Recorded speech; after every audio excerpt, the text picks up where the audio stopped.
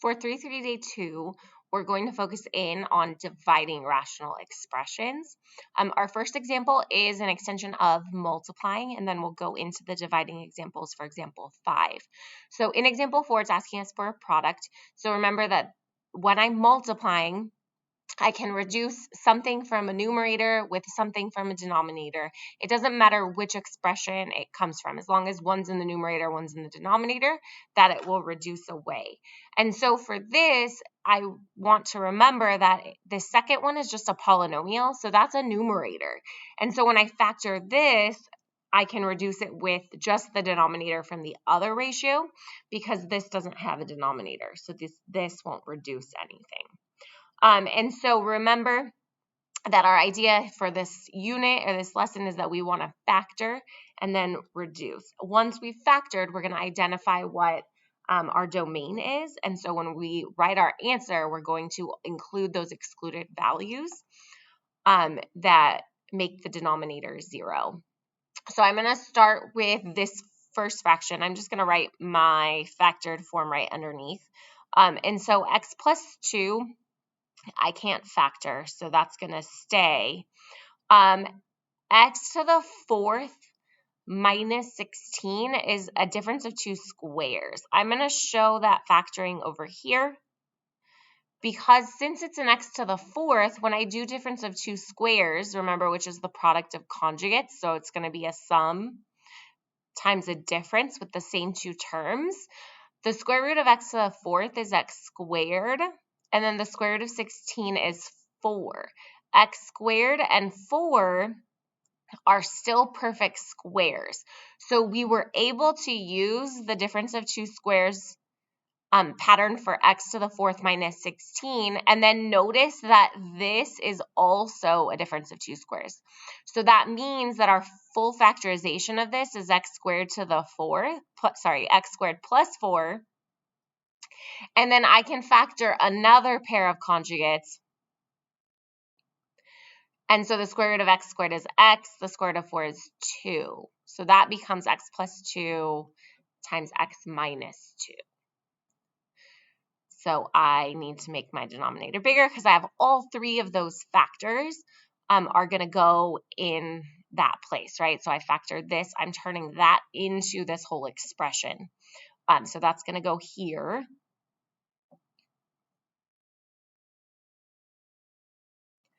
See that we will be able to reduce that x plus 2, but we don't want to do that yet because we need to find our domain restrictions. So remember, like what we did with asymptotes when we were graphing these rational functions. Okay, then we have this 2x cubed minus 7x squared plus 6x. So let's take that and we're going to factor it. I'm going to do it right underneath where we were. And so we've got 2x cubed minus 7x squared plus 6x. And notice that since every term has an x, we can factor out a GCF of x. We cannot do a 2 because 7 is not even. So let's factor out that x. So we get 2x squared minus 7x plus 6. So in this one, I know now that I have an x as my first factor. I need to factor this 2x squared plus 7x plus 6.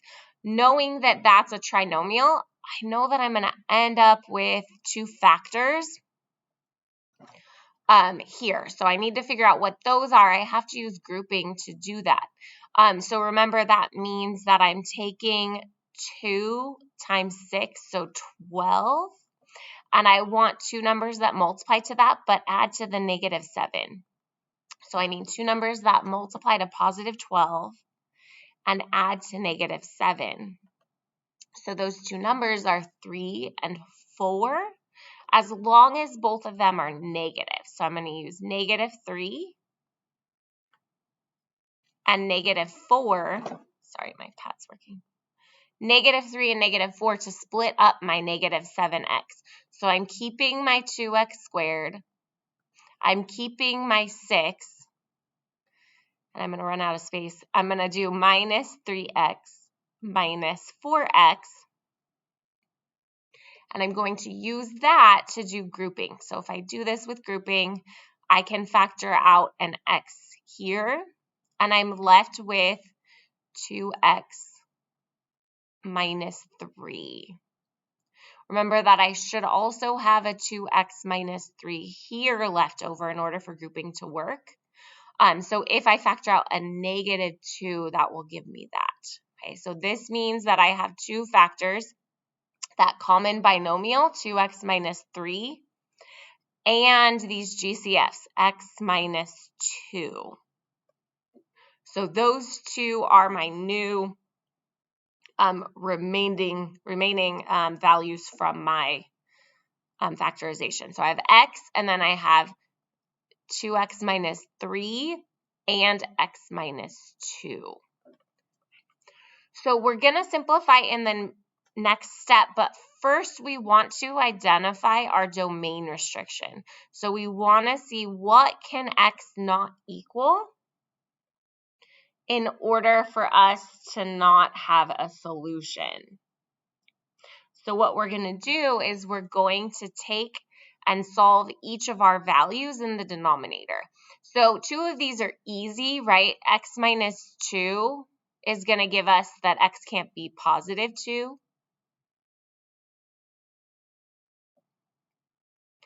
X plus 2 is going to give us that x can't be negative 2. So we can't have positive 2 or negative 2. With x squared plus 4, we have to actually solve that. So if I do x squared plus 4 and set it equal to 0, if I move the 4 over, I get that x squared equals negative 4. And so that means that if I take the square root of that, I'm going to end up with plus or minus 2i as well. So it also can't be an imaginary value plus or minus 2i. Okay, so that's the first part of my answer. It's my domain restriction. So I know that x can't be those values because they will make my denominator 0. So last, I want to try to reduce. So we already talked about, we saw that the x plus 2 reduces from the first fraction. So I'm left with just a 1 in that numerator. So that numerator is essentially gone. It's not going to change the second one. I can also reduce in x minus 2. So that means that what I have left in my numerator is an x times a 2x minus 3. And all I have left in my denominator is that x squared plus 4. So our answer is x times 2x minus 3 all over x squared plus 4. However, we know that x is not allowed to be 2, negative 2, 2i, or negative 2i. Okay, so our solution will include those domain restrictions still. Okay, the last piece is dividing. So when I'm dividing, remember that it's the same as multiplying by a reciprocal. So we're going to use that process here. So we're going to change our expression to division by multiplying by the reciprocal of the expression after the division sign. Steps 1 and 2 really are interchangeable, so if we wanted to factor first, we can. That way we're not kind of rewriting things multiple ways. So remember that when I'm multiplying by a reciprocal, I'm going to keep this entire first fraction as is. I'm going to change these two. So remember the keep, change, change. It's kind of like when I'm subtracting. So I'm going to keep x cubed plus x squared minus x minus 1 over, I'm going to write this in standard form because it's not right now, minus x squared plus 1. I'm going to change my division to multiplication. And I'm able to do that by flipping my second fraction. So that means that I'm multiplying by the reciprocal instead. X squared plus 3x minus 4 over x squared plus 5x plus 4. Okay, so we're done with step 1. So we're changing it to multiplication by writing the reciprocal. And so now we want to factor everything. So if I look at my numerator here, and I'm going to use kind of the bottom to factor. So I have x cubed plus x squared minus x minus 1. I'm going to rewrite that down here.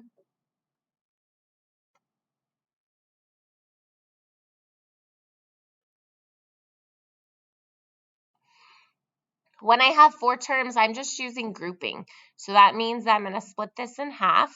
And notice that I can factor out an x squared. And that leaves me with x plus 1. Over here, I can factor out a negative 1 so that I also get an x plus 1 left over. So my common binomial factor is this x plus 1. So that's my first factor. I'm left with x squared minus 1 as my second factor. But we should notice that this is a difference of 2 squares. So remember that, and we did this above, if I have a squared minus b squared, I'm going to factor that to a plus b times a minus b. So we can't forget that pattern. So that means this is going to factor to x plus 1 times x minus 1. So I have x plus 1 times another x plus 1 times x minus 1 as my new numerator. So I'm going to use that to replace my numerator in my first fraction. Okay, so my first numerator I've just rewritten, and I'm going to leave it. I'm not going to simplify that to be x plus 1 squared, just so that I know exactly how many I have and how they can reduce. If I look at negative x plus 1 also, if I also look at this negative x squared plus 1, that's going to also be a difference of 2 squares. So negative x squared plus 1, if I factor out a negative 1 as my GCF, that's just going to change the signs. I get x squared minus 1. X squared minus 1 is exactly what we had here. So that means that I can factor this to be negative 1 times x plus 1 times x minus 1 as a difference of 2 squares again. So that denominator is going to factor as negative 1 times x plus 1 times x minus 1. So we're done with factoring our first expression. Next, we have to factor the second expression. These are both trinomials that we can just use a product sum table for. So for the first one, we're looking at A is 1, B is 3, and C is negative 4. So in our product sum, that means we're looking for two numbers that multiply to negative 4 and add to 3. Notice that in the denominator, we're looking for 4 again, but this time we want them to add to 5. Okay, so these will factor in similar manners. So if I need two numbers that multiply to 4, my only options are 1 and 4 and 2 and 2. Since it needs to multiply to a negative, that means that one of them needs to be negative. It needs to add to a positive, so it looks like negative 1 plus negative 4 would make that 3. So I'm going to use these values as my factors. That means this factors to be x minus 1 times x plus 4.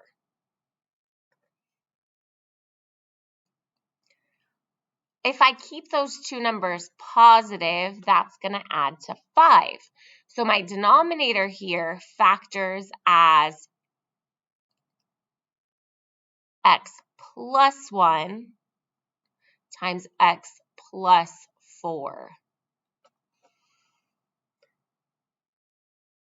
Okay, so now that I have everything factored, I'm going to need to find my domain. So remember that when we were doing this, our domain restriction is related to our denominators. So what happens here, though, is that back in our original, this was in our denominator. But that's now the numerator, which is here. And so we're actually going to have to look at all of our second fraction and the denominator of the first, because we were dividing by that whole expression, and dividing means that it's in the denominator. So we're going to use zeros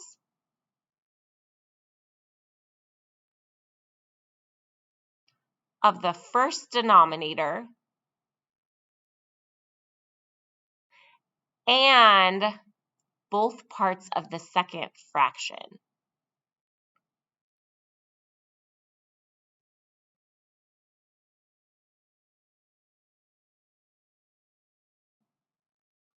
Okay, so that changes a little bit here, just because we've got a more complicated expression. So now if I look at these, though, my first factor is -1. That doesn't have an x, so that's not going to be related. My next factor is x plus 1, so that's going to give me a -1. My next factor is x minus 1 in the denominator, so that's going to give me a +1. Okay. If I look at the numerator of the second fraction, that also gives me a +1, so I don't need to write that again. X plus 4 gives me a -4. So I'm done with the numerator. The denominator is x minus 1 times x plus 4. We've already evaluated those, right? We already have a -1 written. We already have a -4 written. So that's all that's going to be left in our excluded values. So that means that we are ready to reduce. So if we reduce, we can reduce 1 from a numerator with 1 from a denominator. So I can reduce those x plus 1s. I can also reduce these x minus 1s. I can reduce the x minus 4s, or sorry, x plus 4s. And then I have one more x plus 1. So that means that left in my numerator is only an x minus 1. And left in my denominator is only a -1. And so that means that my answer is just that. I could also write it as like -1 times x minus 1. That's okay. Those would be equivalent. But I still want to leave it factored. I don't really want to distribute that negative sign through my expression.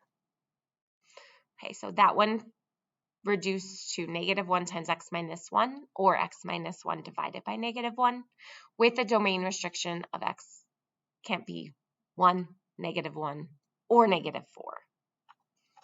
Okay, our last one for today, we have a little bit easier factoring. It looks like everything's just GCF. So for this, let's start with our simplifying in changing division into multiplication. So we're going to keep our first fraction exactly the same, 1 over x squared plus 9x.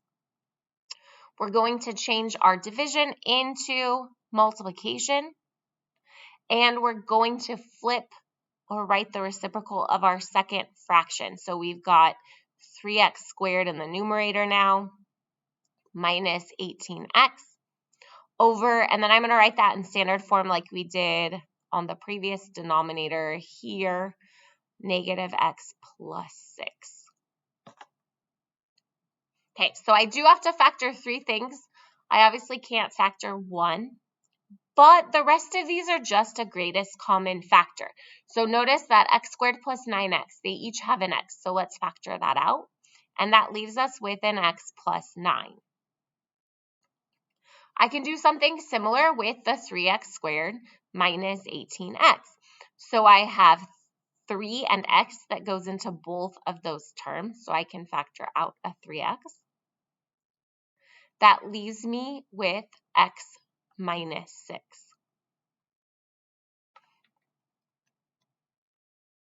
Sorry, that's not writing nice. That denominator, I remember that if my leading coefficient is negative, I want to factor it out. So I want to factor out that -1, which is making this x minus 6, which is nice because then it matches that numerator. So remember that when we're finding our domain restriction, we're going to look at our entire second fraction and our first. So really every expression ends up potentially changing our answer and giving us a domain restriction. So our x is not allowed to be values that will make each of those things 0. So the number that would make x 0 is just x. Is just 0. So x can't be 0. If x plus 9 can't be 0, that means x can't be -9. My numerator, I have a 3x. 3x means that x also can't be 0. So remember, if there's nothing added or subtracted, it's just that x can't be 0. And then I have an x minus 6, which means x can't be positive 6. This denominator has a -1. That can never be 0. And then x minus 6, which I already accounted for. Okay, so that means our domain restriction values are 0, -9, and 6. If we look at what we can reduce, we already talked about, now we have the x minus 6 matches, so that reduces. And then we also have an x that can reduce. So looking at that in our numerator, the only thing that we have left is a 3. In our denominator, we have a negative. I'm just going to write negative instead of -1. I should have done that over there too. So negative times x plus 9. Okay, so 3 over a negative x plus 9 is our solution for that one. I'm going to erase that one, right? That's a little more simplified if I don't have the 1 there, just a negative in front of my parentheses. Okay, so that's dividing rational expressions. So we are factoring both the numerator and denominator of everything still. The changes that we are changing our division to multiplication and flipping the second fraction. In doing that, that means that we're looking at the entire second fraction and the denominator of the first fraction to find our excluded values to talk about our domain.